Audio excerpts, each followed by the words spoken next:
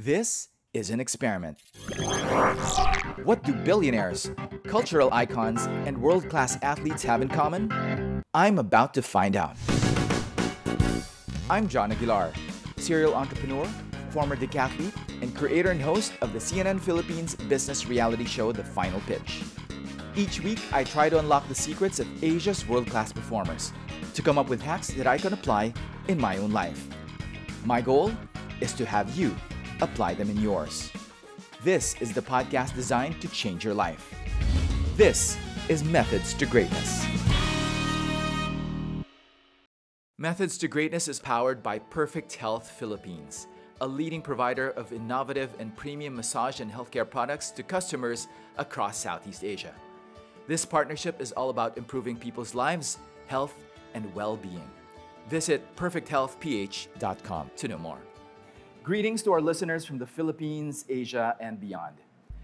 Our guest for today is a full-time technopreneur and a full-stack programmer by heart. He founded Multisys Technologies Corporation, the leading software solutions company in the Philippines that blazes the trail across the IT, government, healthcare, utilities, hospitality, retail, banking, and the finance industries. It is considered as the country's most important technology provider, with its platforms being used by more than 2,500 companies and organizations. Earlier this year, he was named one of the 7 Outstanding Young Men honorees for 2020. Ladies and gentlemen, please enjoy my interview with the one and only David Almirol. David, welcome to Methods to Greatness. Hi, John. Good morning. You know, it's great to be here, David. We're inside your headquarters, and this is my first time here. The first thing that I noticed is that when you enter, you have all of these Iron Man statues just literally everywhere in the building. What's this fascination with Iron Man? Or I think I've heard before that you are the Tony Stark of the Philippines. Oh, well, this was started when I first assembled my team. Okay. So I call them the Avengers. Not only Iron Man, we have all Marvel characters in the headquarters. You know, the fascination is all about combining strengths together. You know, ang maraming weaknesses ang mga superheroes. They also have strengths, right? One thing I learned is that the moment that they combine their strength together, that's the perfect group, right? So we combined that idea to Multisys. That's why we have a lot of superhero memorabilia here. Yeah, you know, David, I've been reading about you the past couple of years. We've only really spoken recently, but in our conversations, I've also come to know that the exponential growth of Multisys only really happened a couple of years ago. But what's amazing is really how you started. So I'd like to first get into your past, how you started, and even I know that you come from very, very, very humble beginnings, and you really had a lot of difficulties during your younger years.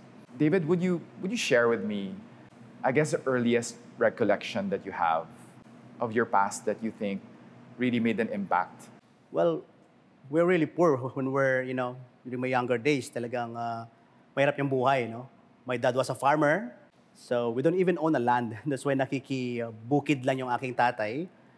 My mom was a market vendor. So literally, kung ano yung maaani sa lupa, yun ang binebenta naman ng nanay ko. Sa hindi lang malaking store, talagang sa bangketa talaga nagbebenta ang aking nanay. So those were the memories that I have, That's why I began to dream, Because I've seen the sacrifices of my parents. And siguro, I also remember how serious was my dad in training me. Because my mom and dad, hindi nakatapos ng kolehiyo. So all of their frustrations and dreams, they want me to overcome those, frustrations in the past, and they want me to be successful, right? So, yeah, I've seen how they made me become like a disciplined person, to obey and to follow the instructions. So naging talaga ako, naging listener ako, naging follower ako. How difficult was your childhood? Financially, nakita ko na sufficiente kami. Hindi, talagang mahirap ang buhay, pero dahil creative yung tatay ko marunong siyang mag-diversify, no? Kung anong meron siya. That's why I learned from him this diversified mind to do multiple things all together at the same time. May maliit kaming lote. My dad made it like may fish pan na doon, may gulayan na doon, may manukan na doon, may kumpleto eh, 'di ba? So parang you don't need pala to have a mamahalin na na gamit para magkaroon ka ng hanap buhay. My dad is very creative. He was even named as the most diversified farmer when I was a kid. Really? Okay, yes. So what does that mean, most diversified farmer? So he was into a lot of things. Yes, yung ginawa niyang diversified farming, para siyang sustainable eh.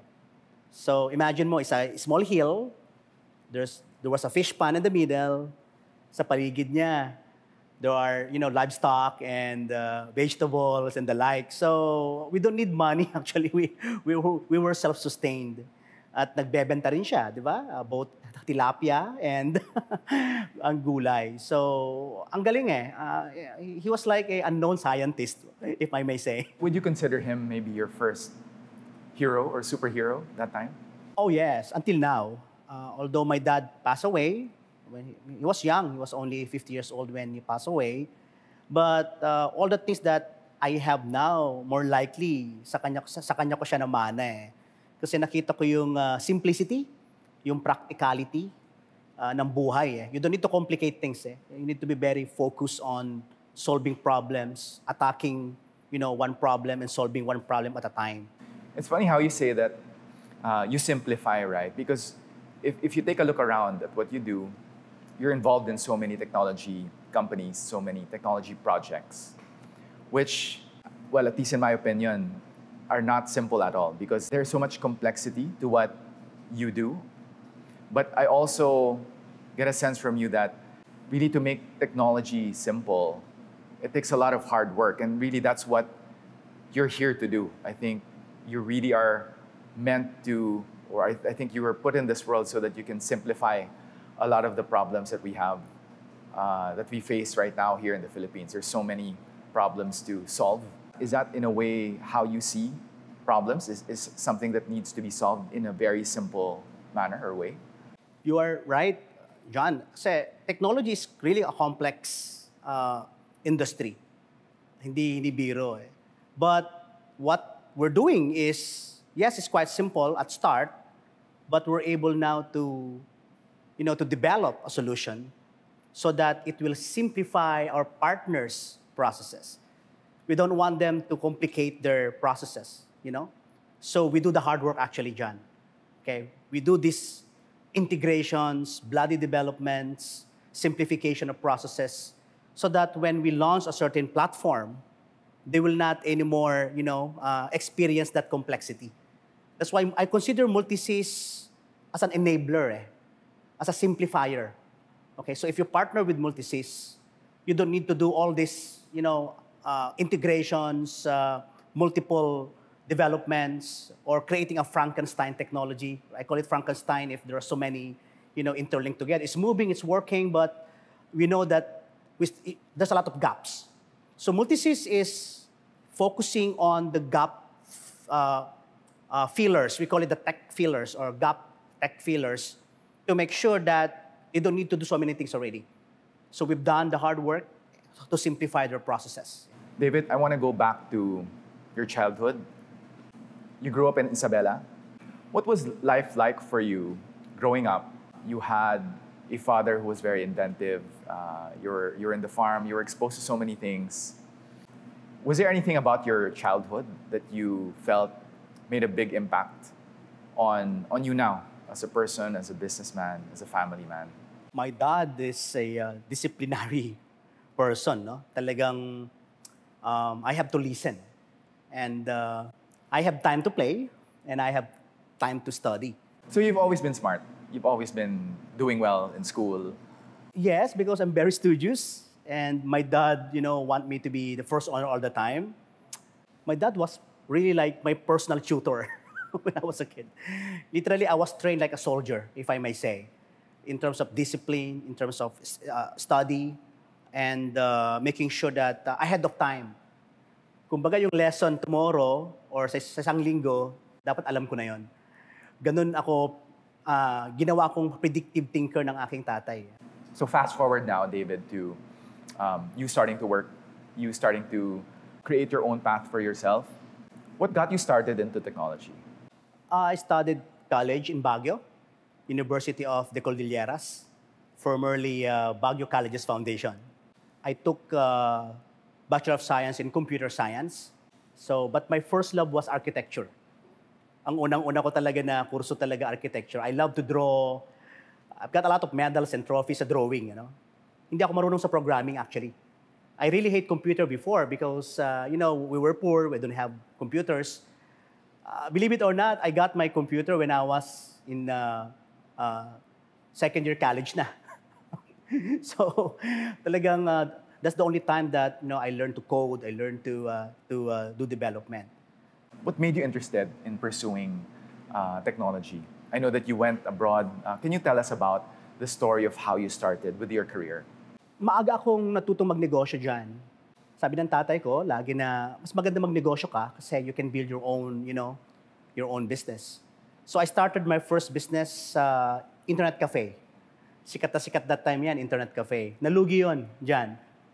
We lost everything actually. My dad even gambled our house, They even used our house as a collateral for me to have money to start my business. That's why we even lost our house because of that business. Then I went abroad because of that first failure. So I was illegally recruited. I went to the Middle East, no job. I don't have choice but to survive. So I have to accept any job, right? So I became a janitor for like more than a year. I was hopeless that time, to be honest. Parang tumigil na ako mangarap. Parang siguro hanggang dito na lang ako. But one thing I learned is keep on being the best of what you do. Whether malaki o maliit yung ginagawa mo, mahalin mo. Kaya minahal ko yung trabaho ko, kaya naging employee of the month ako palagi as a janitor, So, pero napopromote ako. So, yun pala yung sekreto, no? It's not about just dreaming, but really achieving. Kailangang ipakita mo. So, kaya naging cashier ako, naging merchandiser ako, naging warehouse worker ako, naging forklift driver din ako dyan. So, marami akong skill na natutunan. Saka ayaw kong sayangin yung oras. I think ang isa siguro na natutunan ko din sa aking mga magulang, time is really very important. Kung kaya mo nang gawin ngayon, gawin mo na ngayon. So, hindi uso sa magulang ko yung manyana habit na gawin mo na yan bukas o isang araw, hindi. Kung kaya mo nang gawin ngayon, gawin mo na ngayon. Kaya, yun, nagkaroon ako na maraming trabaho. I went home. What year was this? 2008. 2003 to 2007 kasi that's the war I even went to Iraq, by the way. Doon ako napunta, war zone. Nung umuwi ako, around 2008, nakaipon ako ng konti. Nakagawa din kami ng bahay namin ulit, nakabili ng kasakyan, nakapag-ipon ako. My mistake, I was trying to shun away from my first love. I was a very good programmer kasi when I was in Iraq, na-discover na nila akong marunong gumawa ng system. A lot of people trained me to become a good programmer. Ang masama, when I went home, nagtayo ako ng another business, a computer store. So, nagkamali ako doon. So, naging aggressive ako, nagtayo ako ng computer store, nag-angkat ako ng mga supplies. Sorry, is computer store or internet cafe? No, Computer store. This time around, computer store na. Okay. The first business was internet cafe. This time around, computer store. Talaga nagbebenta ng mga computer, mga laptop, cellphone. What was the name of that store? Multimedia. Called Multimedia. That's why Multisys nakuha ko doon. Multimedia, nagbebenta ako ng mga gadgets. Nalugi ulit yon. That was let's call it yan, yung pinakamalaking bagsak ko. Kasi I lost everything. Sad to say, we again lost our house. Kasi my dad don't want utang Pag merong kailangang i-settle, even we lost everything, we have to pay. Ganyan yung tatay ko. So, ayun, talagang yun yung pinakamatinding bagsak ko that time. No? So, our family were in a mess. My dad was sick. And in fact, during the worst day of our life, dun pa namatay si Papa. So talagang medyo depressing, no? So, my only hope that time is to go back again. Abroad na naman. So, bumiyahe ako sa Manila at nag-a-apply ako. So, walang maayos na trabaho eh. Ang mura ng sweldo ng OFW, John. So, nanghirap, no? So, problema, naubusan ako ng pera, wala ako na akong magamit sa Manila. So, I was sleeping in one of the couch of one recruitment agency. Literally. Wala akong pera. So, the owner of the agency, sinabihan ako, why you were sleeping in the couch? Ba't ayaw mo umuwi sa bahay ninyo? Diba? So, sabi ko sa kanya, I don't have money anymore. I cannot go back in Isabela. I don't have money. So, can I please stay first in your recruitment agency? I can be help to you. Okay? So sabi sa akin, sige, programmer ka. So pwede bang gawin mo yung system ko? Ayun. Yun yung unang-unang project ko sa Manila. So habang nag-aantay ng trabaho, sinusweldohan niya ako ng 25,000 every month. Okay? As a programmer niya. So dahil wala akong ginagawa, ginawa ko yung system niya. Mga 2 linggo yun eh. So medyo nagulat siya kasi meron siyang 2 years na programmer daw sa office niya. 2 taon hindi pa natatapos yung system. Tapos ginawa ko lang ng 2 weeks. So, how the heck na nagawa mo yung system in just 2 weeks? Ayun, yung kaibigan niya, nagustuhan yung system, binili din. Tapos yung kaibigan ng kaibigan, kaibigan ng kaibigan. So, yung system na ginawa ko, marami nang bumibili. Doon nagsimula yung idea, kinausap ako ng best friend ko na ngayon, yung owner ng agency na yun. Andito siya, malapit din sa headquarter, yung kanyang bahay. So, sabi sa akin, why you need to go abroad? Kumikita ka na, di ba? Nakapag-ipon ka na, magtayo ka na lang ng company mo dito sa Manila. Ayun, siya nag-encourage sa akin. So, wala akong opisina at that time. Way back 2010 to 2014, ako yung salesman, ako yung programmer, ako, literally ako lahat. My offices were inside coffee shops dyan. So, sa Starbucks, Coffee Bean, yan ang opisina ko, doon ako nagko-code. Doon nagsimulang Multisys. Until such time na 4 na taon yon na wala akong kasama, mag-isa ako. Then, tinayo ko ang Multisys sa Malbar. Maliit yan na opisina. Parang ano lang yan, parang bang 5 by 8 na opisina. Doon na ako natutulog. Okay, mayroon akong table doon. And doon na nagsimula yung journey ng Multisys. David, ang galing how you turned your difficulty into your strength. I can really see the classic entrepreneur in you na hirap ka dati, but you found a way and you continuously found ways despite the many times that you've stumbled in life. When you were starting to make money, what were the things you felt na parang nasusuklian na yung pagod mo? Na parang at last, medyo nararamdaman ko na medyo nakakaangat na ako sa buhay.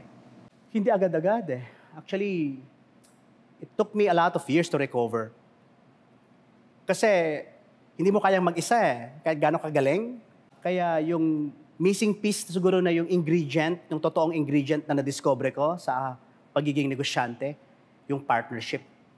So, doon ko natutunan na maghanap ng mga partners, mga maaayos na partners. So, doon ko natutunan na hindi mo kailangan mag-isa. No? Kailangan mo ng kasama. So, marunong kang magbigay ng meron ka at marunong kang gumamit naman ng meron sila. I think that give and take relationship become the spark of success of Multisys. Then, way back 2015, doon ko na kailangan ko na mag-train. Hindi pwedeng selfish ka eh. You have to share what you have. Your skill, your know-how. Hindi pwedeng kinukumutan mo lang yun na sa'yo lang kasi magaling ka. No, you have to learn to share. So I recruited my first team. 5 sila. I call them the Avenger team. Ayan. So may code name kami. Kasi the reason why meron kaming code name, meron kaming Iron Man, meron kaming Captain America, meron kaming Spider-Man, may Hulk kami, may Black Panther kami. It's because Black Op operation kami that time. So, ginagamit kami ng mga contractor na gumawa ng mga system. So, hindi kami dinidisclose. Parang sikretong programmer army kami ng mga iba-ibang company. Diyan nagsimula yung malakihang mga project ni Multisys that time. Kumbaga white label talaga kayo. Development talaga eh. Kasi yung kliyente, iba-iba yung pinapagawa. So ako naman, every time na mag-create kami ng isang system, I don't want to waste the system. So I learn now to productize. Yeah, that's the word. So when you develop something, it should not be applicable to one company. You should learn now to make this as a solid platform to make sure that pwede namang ibenta na naman sa iba. Ang tawag namin doon, replication. Gumawa ka ng produkto, replicate. Now you can multiply now the revenue. Ayun, yun yung naging isa siguro din na unique kay Multisys. Wala kaming sinasayang na code. Pag meron kaming module na ginagawa, produkto to. I-convert na natin na produkto. There you go. And then we can now, conceptualize a marketing, model na naman for that particular product. You mentioned earlier what you realized that it's really important to involve other people, to partner with other people. In the many projects that you've done in the past and continue to do, what are the things that you look for in a partner? Sa akin, basta nakakatulong sa tao. I have a friend when I was in the Middle East. Lagi niya sinasabi sa akin, ang pinaka-the best na negosyo, yung nakakatulong ka. The moment na nakakatulong ka, may domino effect yan eh. May good karma yan dyan. May good karma lagi yan, no? Kasi habang nagninegosyo ka, nakakatulong ka pa, yung natutulungan mo na i-inspire, hindi mo namamalaya, yung natutulungan mo, tumutulong na rin pabalik sa'yo. Kaya yung recommendations, wala kaming marketing arm dati dyan eh. Wala kaming sales team. So puro word of mouth lang yung nagiging workforce namin that time. So yung kaibigan, ginawa ng system, naging masaya, nirecommend na naman kami. So ganun yung naging model ni Multisys. Yeah. Is there any particular project that you're doing now that is a classic example of how you partner with a startup or an entrepreneur? How you enable them and eventually it becomes a really great product that solves a lot of problems? Yes. Right now, we have 25, 25 solid platforms. Siguro I can cite one on e-commerce. In e-commerce, complex yan eh. Dati, before the pandemic, hindi masyadong sikat yung delivery, online payment, mga ganyan, no? Sobrang liit lang yung cashless saka contactless system. Pero nagawa na namin yan before the pandemic pa eh. So parang we're able to predict. Kaya nga minsan yung kaibigan ko, parang yung ginawa ninyo, parang prepare nyo for pandemic. So, yun. So, ang ginawa ko naman, hindi ako nagsarili, no? Yung technology nagawa ko sa e-commerce at e-payment, shinare ko sa mga kaibigan. Gamitin mo to. Kaya ang dami nila ngayon na mga kaibigan namin at partner namin na pare-parehas ang ginagawa, successful karamihan. So habang lumalaki sila, lumalaki din kami. So parang sumasabit kami sa growth tuloy, no? So naging thankful sila kasi kung hindi mo binigay sa amin ito before the pandemic, hindi sana kumikita ngayon. So ito yung classic na example ng partnership, no? Na hindi ako nag-atubili na magbigay ng teknolohiya, even without paying us, Jana. Marami kaming partner na zero. They don't even spend single centavo. Equity, basically. Equity. Hindi din eh. Hindi din, okay. Marami kaming mga tinulungang startup na para bang talagang gusto lang namin na magkaroon ng teknolohiya sila. Then, nung kumikita na sila, may revenue sharing kami. Meron kaming revenue sharing. Okay. Siyempre, may mga ibang company naman na nagka-interest din kami that time, yung equity. No? That's why nagkaroon kami ng multi-fresh, nagkaroon kami ng multi-parts, nagkaroon din kami ng multi-cuisine, may restaurant in Isabela, nagkaroon din kami ng multi-pay. So, yun. Yun yung activity namin that time to help startups. This episode is brought to you by Perfect Health Philippines.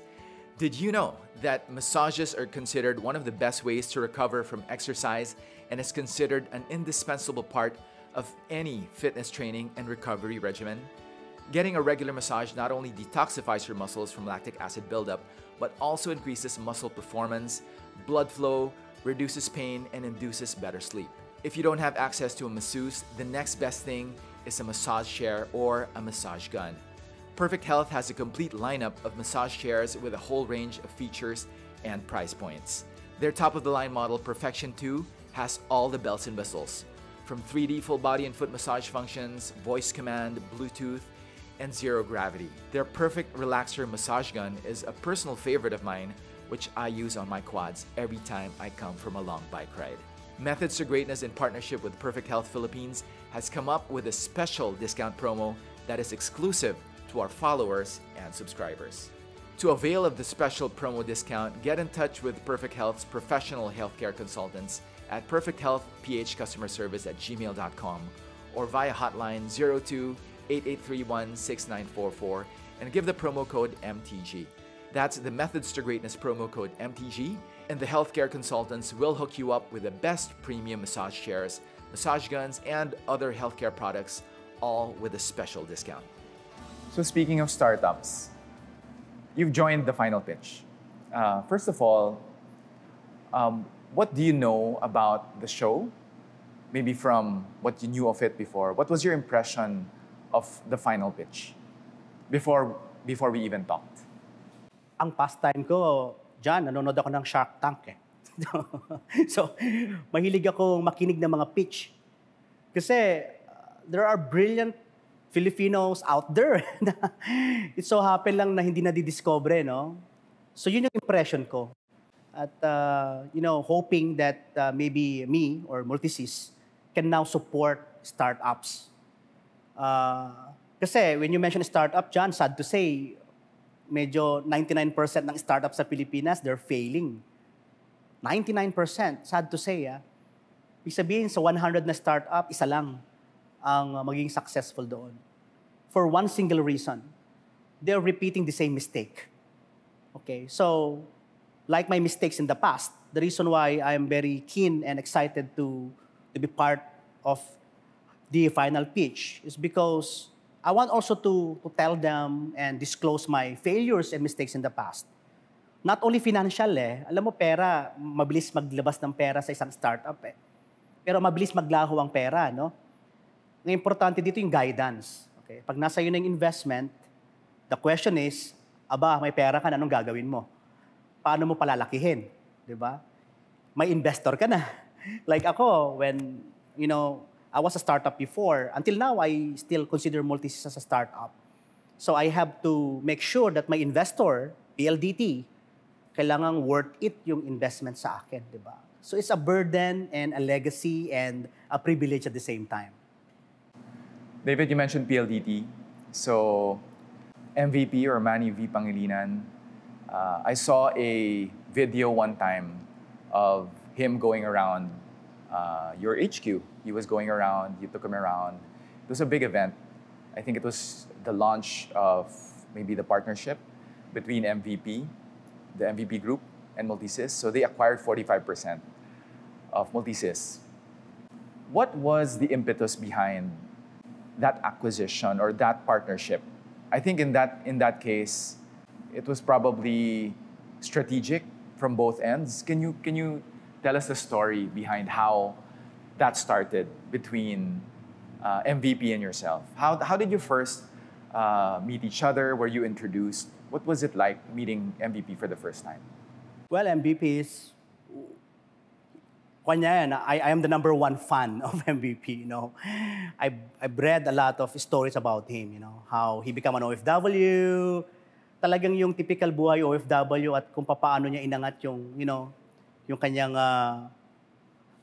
career at naging pinaka-importante na isang conglomerate sa Pilipinas, yung how he affect people. And one thing that I admire from him is he focused on necessity. Necessity. That's my my key line lagi. If you start something, you make sure you are necessary. Because if you're just an option, they will just kick you, one time. Diba? And MVP did not focus on the options. He focused on electricity. He focused on water. He focused on internet. He focused on roads. He focused on infrastructure. That's the right approach. That's why nung pinakilala ko kay MVP, one common friend, so it was a dinner. Ito, I don't know kung nakwento na, pero I think hindi ko pa nakwento ito. Our first meeting, Akala ni MVP, medyo medyo hindi ako pinapansin eh. You know? Dinner kami. So sabi nung isang kaibigan namin, pinapakilala niya ako, I would like you to meet Mr. Almirol. So I don't want to intend to sell and pitch to him. So parang nahiya ako magsabi kung, normally pag magpipitch ka, sasabihin mo yung kaya mong gawin, di ba? So ang unang-unang sinabi ko sa kanya are the dreams and passion, you know, of what I do. And then I mention what we have done. Mahirap kasi yung magkwento ka ng gagawin pa lang. Kailangan sabihin mo ano na yung nagawa mo. So, normally, sa pitch kasi, so magandang na rin to, strategy sa mga gusto mag-pitch sa mga investors, no? Normally, don't focus on something that you will do in the future. You have to create value first, and then the moment that you pitch that, sasabihin mo na ito yung aking nagawa. And then, ganito naman ang gusto kong gawin sa aking nagawa. So, ganun yung naging model nung pitch ko sa kanya. So, akala nga niya that time, nagbebenta ko ng property. Kanya yata to, real estate broker yata tong si Dave. So, binanggit niya yan sa one of his speech na niya. Sino tong maliit na tao na to na magbebenta ng to para real estate broker to. Parang ganun. And there you go. Siguro, he felt the same passion. And he felt siguro my sincerity of partnership. In fact, I didn't even mention about partnership. So, nagulat na lang ako when someone called me na, MVP would like to take a look at Multisys. Ayan. And, but you never mentioned that you were open to the possibility of... No. Wala akong binabanggit about, I'm open acquisition, ganon. Basta sinabi ko lang na ito yung nagawa ko at ito yung ito na yung mga contribution namin, Saka yung passion to help people nandun Saka he's now nag-uusap na kami. So ano ba yung naiisip mo na tulong sa kapwa? Narinig ko sa kanya kasi yung lagi niyang nababanggit na how could we help more people? Mga ganun I like that mentality Hindi lang yung negosyo ang pinag-uusapan. Talagang nakafocus siya kung paano siya makatulong sa mas marami. Nakwento ko rin about yung aking negosyo sa Multifresh. Kasi we also support farmers dyan.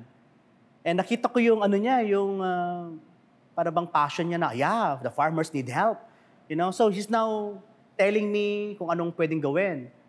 Ayun, doon nagsimula yung magandang pag-uusap. Then one day, he asked me to visit him. I went to PLDT. So that's the time I presented Multisys.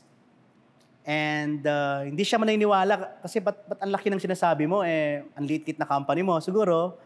Kaya nagpadala siya ng isang katutak na due diligence team. Ang dami. Nagpadala siya ng mga lawyers, ang dami. Nagpadala siya ng accountants, ang dami. Ang matindi, nagpadala pa siya ng mga technical expert to check yung meron kami. Iniisa-isa nila lahat ng source code namin dyan, by the way. Wow, okay. Hindi biro. It took them 11 months. Literally, Deloitte is the biggest, due diligence team, So, nag-hire sila, Deloitte, tapos yung iba, not to mention yung ibang mga company to investigate what we have. So, siguro yung asset ni Multisys na meron kami, doon nila na-appreciate na yung meron kami ay advantageous or very strategic sa meron si PLDT or si MVP Group. Parang it's a good marriage yung of both infrastructure plus software together. So it's a powerful tandem mukhang baka yun yung nakita nila sa Multisys that time. When they were doing their due diligence, sinabi mo down to the source code, they were trying to look at everything. At any point, did you have any doubts that maybe, because some startups, this is their problem, no? It's really difficult sometimes to trust a party with, I don't know, maybe the intention sometimes. And not to blame certain startups, no, but sometimes you have to be also careful with the intention of the party that's doing due diligence. I've spoken to a few lawyers before that you should be very careful in terms of what you are able to divulge in terms of your technology and at what stage of the negotiations. Was there any point when you ever thought that, what are the intentions of the group from looking at us? Is it to really partner with us or to compete with us in the future? Was there any any point in time when you had any doubts? Sa akin dyan, syempre, you have to think also na baka gayahin or whatever, no? There's a lot of apprehension. Pero I am an open book dyan eh. Normally sa akin, if I have something that they might copy or they might learn from it, why not, you know? So normally kasi let them discover what you have. Hindi ako nag-worry doon eh. In fact, never mang sumagi sa isip ko yun actually, John. Never sumagi sa akin.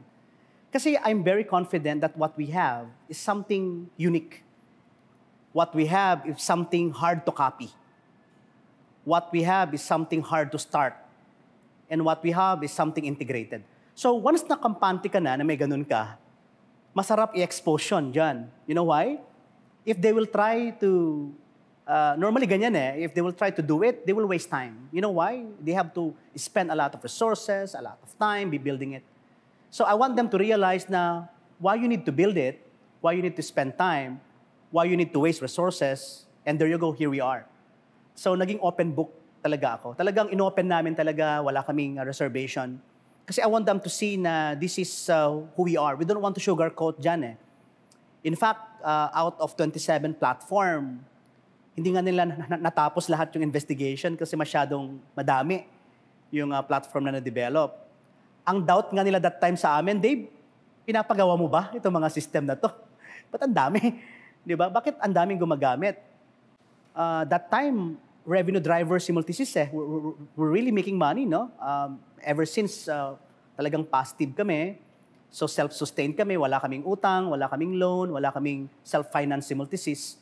So tinatanong ako na, may investor ka ba? Etc. So na-discover siguro nila na, akala ko ang IT ay losing kasi normally dyan, ang IT losing eh. If you talk about valuation, I'm sure you understand at you will tell me, oo, karamihang startup magsasabi, lugi yan in the next 5 years, lugi yan in the next 6 years, saka lang kikita yan mga ilang taon na. Pero kami hindi, no? So we are very profitable company. So siguro na na-realize nila, possible palang maging income-making isang IT company. Yun, so doon nagsimula yung curiosity nila diyan. And then it took them 11 months to finish all the due diligence. So on the 11th month, what happened there? So they were doing due diligence. I would think maybe almost on a daily basis they would have someone from their team here in your HQ. So on the 11th month, how did you solidify the partnership or the acquisition? I received a term sheet. So, they're interested in investing. And, syempre, nagulat ako na, kasi hindi ko inasahan dyan eh. During the due diligence, I don't even expect. Sometimes, maybe because of my past failures, hindi ako yung tao na laging umaasa. Parang ako yung tao na I always expect the worst. Sabi nga, the only way for you not to be frustrated is don't expect anything better. Kaya nagulat ako nung nagbigay ng term sheet. So, me and my wife, MVP invited us sa PLDT. Ayun, so nag-usap kami. Ayun, around November of 2018, doon kami nagpirmahan nung term sheet, nung acquisition.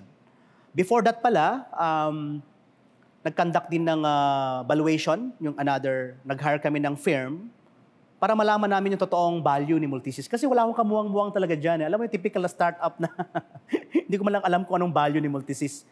Nahulog ako sa upuan nung nakita ko yung valuation ni Multisys. Hindi ko alam na ganoon na pala kalaki yung value ni Multisys. I don't even know. So, nung nagkaroon na ng offer, I was thinking, nakita ko strategic. And PLDT is I call it a God-given partnership. You know why? Alam ko na software kami, infrastructure sila, unlimited ang pwede namin gawin together dyan eh. Unlimited. Like ngayon, may product kami, i-combine lang yung productivity, produkto na naman. May product kami, i-combine lang sa infrastructure nila, product na naman. So, napakasarap katrabaho ang PLDT. Parang the possibility is quite infinite. It's very strategic. At the same time, both companies, PLDT and your group, have had a track record through the years. So combining forces, it's like It's like the, ano ba to, the Avengers with maybe the Guardians of the Galaxy, di ba? Parang nag-join forces kayo. And what has changed, David, with pre-PLDT and now that you're working with one of the most successful conglomerates, putting out technologies out there that change people's lives? What has been the difference from when you were doing things on your own, although you had so many people already, but essentially you were doing things on your own, and now that you have this big partner that has entered and you now creating big things together? We are more disciplined. Yun yung pinagkaiba if you have an investor already. You have to be more disciplined. And you have to be more focused. The beauty of the partnership also, they're very patient because I told them before the acquisition, hey, we are a super startup. So MVP told me, Dave, I don't expect you to be perfect, but I expect you to learn. I cannot forget that word from him, no? He's not expecting me to be perfect, but he expects me to learn. So during the first year of that engagement, of that partnership, talagang puro learning, no? Talagang I was able to be guided by them. They tell me to do this, to do that. So hindi kasi matigas ang ulo ko dyan, no? Like for any partnership, you have to listen. You cannot be a good leader if you're not a good listener. And pretty much, you cannot be a good leader if you're not a good follower, di ba? So you need to be both good listener and good follower. And PLDT is really telling me na, Dave, mali ito tama. So hindi kami perfecto, may mga mistake kami, but they help us correct it. I think that guidance, kaya nagbago kami. But hindi namin binago yung kultura ng isang family culture ng Multisys. I don't want to convert Multisys as a corporate structure dyan. I love that startup mindset. Until now, gusto namin yung ganito lang, no? Yung talagang para magkakaibigan lang kami, di ba? Nakakamiss nga. Nakita mo sa headquarter, dati ang daming tao dito. But because of the pandemic, we have to work from home. Ang nagbago pa sa Multisys siguro, yung nakafocus kami sa mga platform lang na impactful lang. We need to focus on the impactful front. You can do so many things, but you don't need to do all lagi ang sinasabi sa akin, one of my, yung hinahangaan sa PLDT Group, si Ray Espinosa, nagagalit sa akin yan. So, Dave, wag mong i-complicate, simplihan mo lang. So, pag naririnig ko si Boss Ray, parang daddy ko. Same yung sinasabi sa akin. So, it reminded me na my dad will also tell me that the same. Okay? Kailangan matuto ka, kailangan mong simplify. So, it go back to that mindset of simplicity. I think ganun yung nangyari sa Multisys ngayon. Naging mas focus kami, naging mas organized. Then, dati, nagmamicromanage pa ako dyan. So, ngayon, meron na akong 7 division, na-divide ko na siya. It has life on its own na ngayon. Yeah, so I think professionalizing, I think before if you used to micromanage, ngayon, I would think you have people who head divisions that report directly to you, but you don't necessarily get involved in the day-to-day. Can you maybe share with us some tips on, let's say for an entrepreneur who is growing bigger, how you can move from micromanaging to then entrusting a lot of the functions that you used to do to key people who are taking over different aspects of running the business for you? First, Multisys kasi is a people-centric company. If you mention people-centric, kailangan nandyan yung trust, tiwala, no? You have to trust your people. Sometimes, dati kasi ako yung nag-uutos, ako yung gumagawa, alam mo yun? Yung micromanagement. But I learned to trust my people. Nakakatuwa kasi kasabihin na lang sa'yo, Sir Dave, yung project tapos na. Ha? Anong project yan? I don't even know na tapos na lang yung project. I don't even know kung ano yun. Nakakatuwa kasi parang we have multiple startups inside Multisys. We have like 7 strong startups. We have the e-commerce group. We have the e-business group, we have the e-government group, the e-finance and e-banking group, the e-health and the e-gaming group. Nakakatuwa na every time nakikita ko sila, nakikita ko yung sarili ko, each of them. Okay? And every time na I see something na mali, sabihin ko sa kanila, huwag magagalit allow me to have the constructive criticism. Yan, sinasabi ko lagi sa kanila yan. Natutuwa naman sila. After nilang mag-present, nakikinig ako, may mali sa sinabi. Kakausapin ko na naman, yung binanggit mo, ganito ha, next time. Then, nakikinig sila. And, I guess yung pagiging startup-minded ni Multisys, ayaw ko siyang mawala. So in a way, in a lot of ways, you're still a startup, although you're a really big startup now. And in terms of working with the PLDT group, you mentioned earlier to me while we were talking that one of the things that you appreciate with the MVP group is that although they are a part owner of the company, they do not stop you from working with, I guess, the other conglomerates, which I think in the past was unheard of, right? Because a lot of the conglomerates would always want to work exclusively with a group that they're working with. They wouldn't want to share. But in this case, I think it was clear from the start that you were allowed to work with maybe a competing company that had something that competed with the PLDT group. So what's that like for you, having a partner that will allow for you to do that? That is also the one that I really appreciate sa MVP group. They allowed me to become agnostic. They allowed me to become an enabler. You cannot be an enabler kasi if you're enabling only one or two.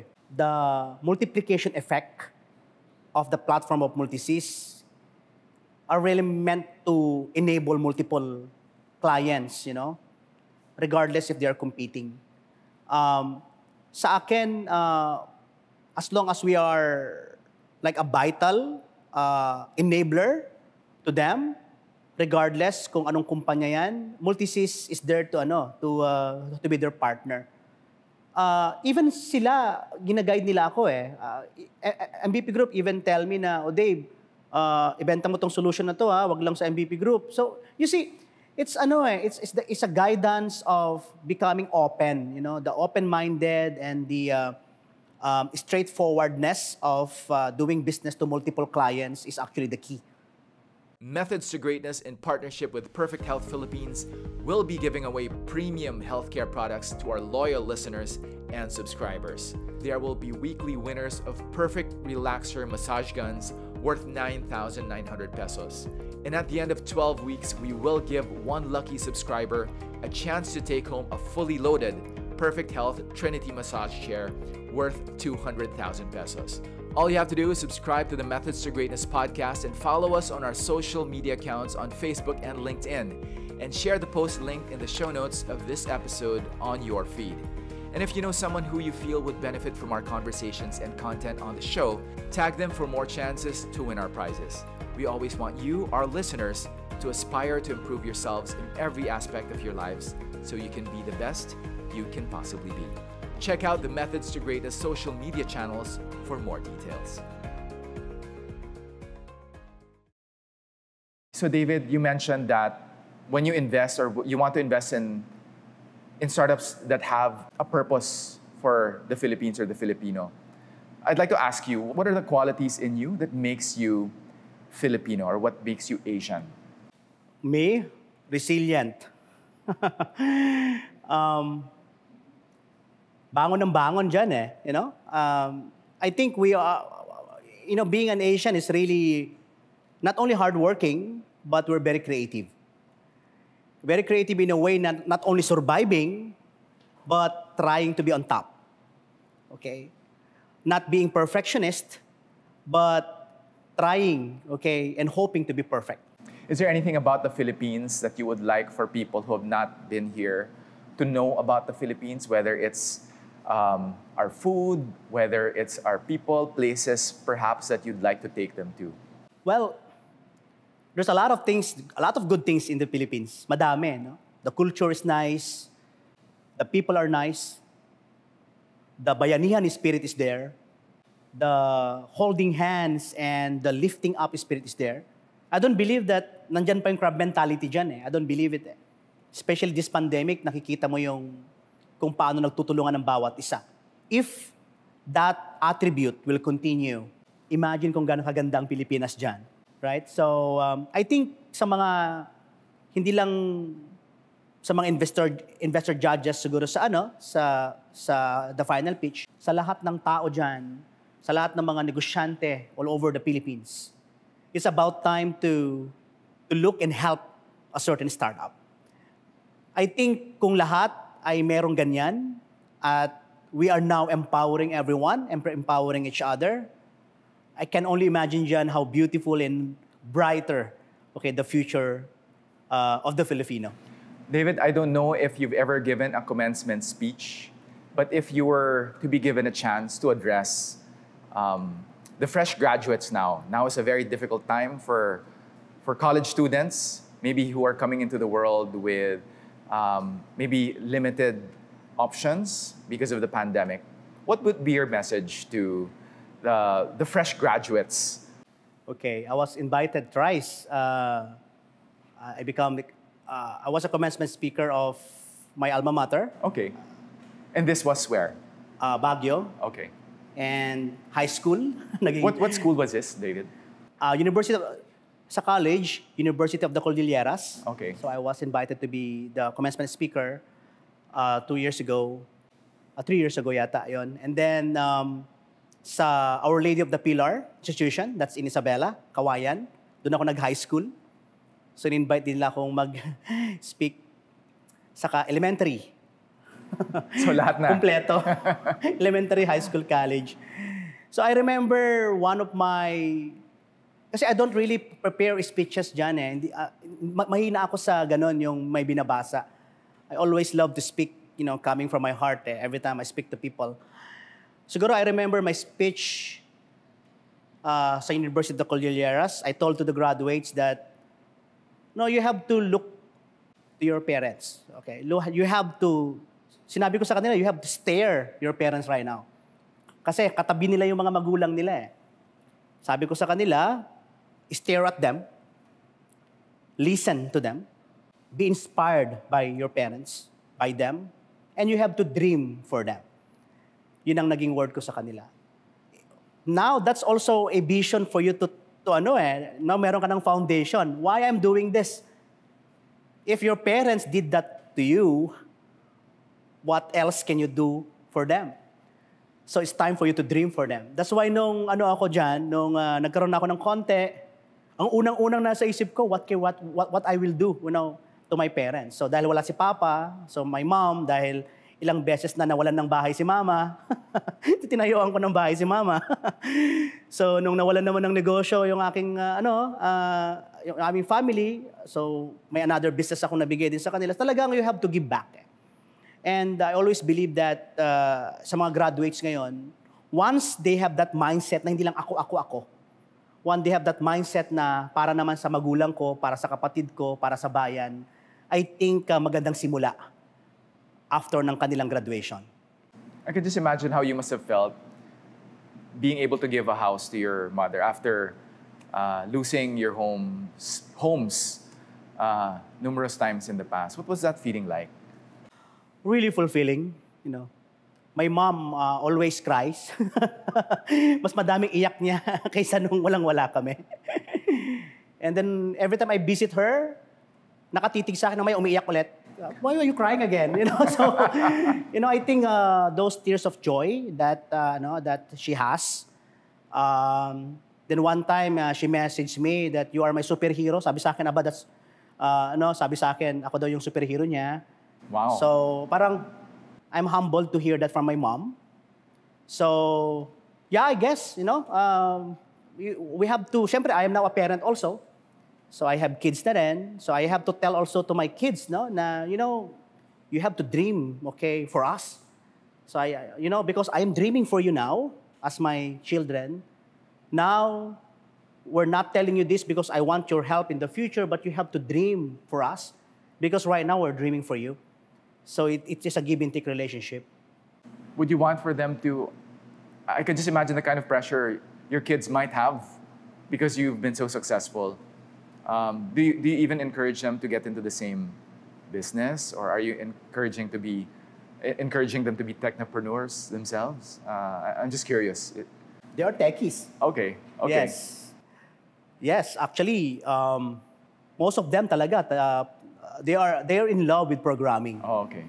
I'm surprised. I was thinking programming is boring to them, but But when they started, realizing that, ang ganda pala ng programming, no?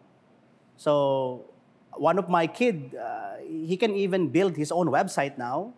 He can even build his own mobile app now. So, pinapakita niya. How old is? My eldest, 19 years old. Okay. So, yes. And yung pangalawa ko, 17. Ayan. And my twins, yung bunso, yung dalawang babae, they're also #1 coder sa school nila. Wow. They're only 9 years old. Imagine, 9 years old know how to code. Wow. So I guess they're better than me sooner. Galing. I'd like to find out, David, what keeps you up at night? Is there something that you are still imagining na hindi ka mapakali, iniisip mo palagi? Is there something that you still want to achieve? Sa akin, well, of course, I think of my family, right? I think of my mom, I think of the kids. But I think also of my people in Multisys. Especially nowadays, I don't even see them, physically. Kasi I started to dream for them. Kasi I think it's best that sila naman. Diba? Ano ba yung mapapala nila sa Multisys? I also remember one of my programmer. That's a very momentous moment, when one of my programmer, I was in my office. He was crying. He's a macho guy, but he was really crying. And then, why is this guy crying? Something happened. Someone died. And then he suddenly embraced me. So, sabi sa akin, "Sir, may bahay na po kami." Wow. Imagine that feeling, right? Wow. Tapos, one of my employee messaged me, "Sir, may sasakyan na ako." Diba? Those are the dreams that I want my people to have it na sila naman. Kaya sabi ko sa kanila, this morning I have a meeting with them. Then I told them, now it's time for you to make sure that you take over now the company. It's your company now. The success of Multisys is no longer, me, no? It's you. So the future of Multisys is no longer me, you. So sabi ko sa kanila, if Multisys will be successful, so you have to make sure that kasama kayo sa growth. Kaya, then they feel that. Kasi, syempre, nagtataas kami ng sweldo, may mga bonuses sila, may mga, di ba, marami kaming iniisip for them. And minsan doon ako nag-iisip, no? Kasi minsan, it's not about money anymore. It's no longer money.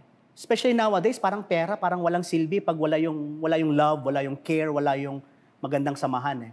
Pero pag nandun yung joy, nandun yung happiness together, priceless yun dyan. So yun yung mga iniisip ko. That keeps me awake at night sometimes. Yeah, I can just imagine. But also, you've been through a lot. I'd like to also know, what is the one thing that you wish you could have known sooner? Me, I should listen to my parents. Sooner. Yes. Kasi matigas din ang ulo ko dati. Anything that you regret from My when you were regret young? is not following my parents sooner. Medyo huli I wasted so much time of doing something on my own. Maybe because I thought I am the best.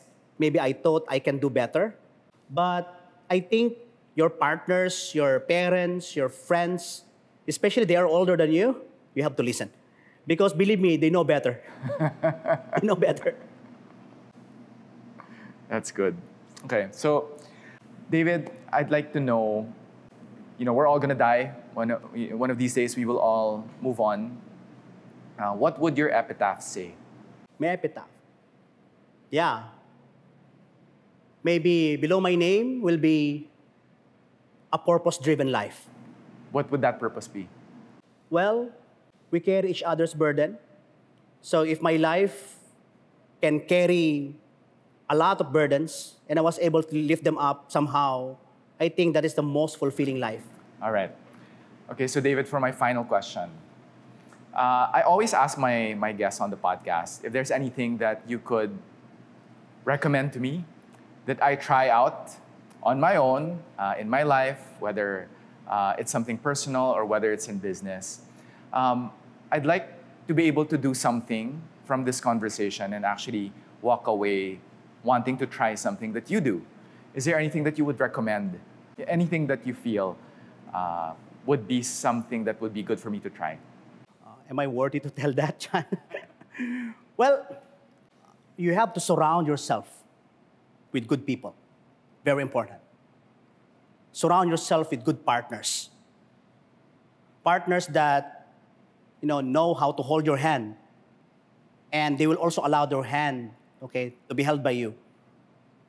I think that's my humble, advice, maybe to you or to any other entrepreneur out there. Because at the end of the day, we need each other. We need each other.